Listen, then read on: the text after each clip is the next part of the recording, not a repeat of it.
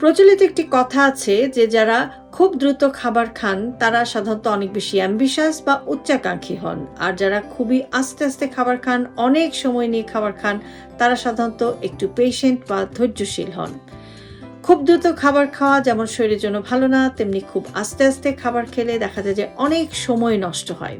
তাহলে এই দুটোর মধ্যে সমাধান কি? সমাধান হচ্ছে যে আপনি যখন আপনার মেইন মিলগুলো খাবেন তখন চেষ্টা করবেন যে মোটামুটি ২০ মিনিট সময় হাতে নিয়ে আপনার খাবারটা খেতে, এবং খাবার খাওয়ার সময় আপনি কিন্তু চেষ্টা করবেন যে একটা মাইন্ডফুল ইটিং প্র্যাকটিস করতে, অর্থাৎ আপনি খাবারের দিকেই মনোযোগী হন এবং এই সময় আপনি আপনার সব ধরনের ডিস্ট্রাকশন থেকে দূরে থাকুন, এবং আপনি যে খাবারটা খাবেন প্রত্যেকটা বাইটকে আপনি আস্তে আস্তে এটাকে ফিল করার চেষ্টা করেন, এটাকে আপনি আস্তে আস্তে চিবিয়ে খান, এবং এর মধ্যে থেকে আপনি যে পুষ্টিগুণটা পাচ্ছেন সেটা কিন্তু আপনি একটু ফিল করার চেষ্টা করুন, খাবারের স্বাদটাকে আপনি উপভোগ করুন। আপনি যদি এভাবে খাবার খেতে পারেন, এই যে আপনার ব্রেইন এবং গাটের মধ্যে একটা সিনক্রোনাইজেশন হলো বা যোগাযোগ হলো, সেটা কিন্তু আপনাকে